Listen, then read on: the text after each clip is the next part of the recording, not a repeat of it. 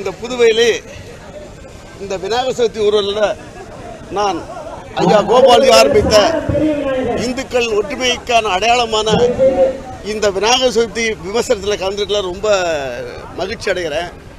இந்துக்களின் ஒற்றுமை நாளான இந்த நாள் எந்தவித இந்துக்கள் அனைவரும் ஒன்று சேர்ந்து இந்த விநாயகர் விமர்சனத்தை நடத்தும் போது மிக மகிழ்ச்சியாக கிடைக்கிறது. அதிலும் குறிப்பாக இந்த பாண்டிச்சேரி மக்களை பார்க்கும்போது மிகவும் சந்தோஷமாக இருக்கிறது. ஏனென்றால் எங்கள் தமிழ்நாட்டை போல் கட்டுப்பாடுகள் இல்லாமல் இந்த அரசாங்கம் இந்த விநாயகர் சதுர்த்திக்கு இவ்வளவு ஒத்துழைப்பு கொடுக்கும்போது ஐயா முதலமைச்சர் ஐயா ரங்கசாமி அவர்களுக்கு நான் மிகுந்த நன்றியை தெரிவித்துக் கொள்கிறேன். உங்களுக்கே தெரியும், எதுக்கு எடுத்தாலும் திடீரென்று ஒரு சமீபத்தில் ஒரு ஆன்மீக பேச்சாளரை கைது செய்திருக்கிறார்கள்.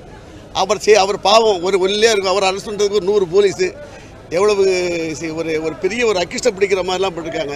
ஸோ ஆன்மீகத்துக்கு எதிரான ஆட்சியாக இருக்கிறது. அதனால்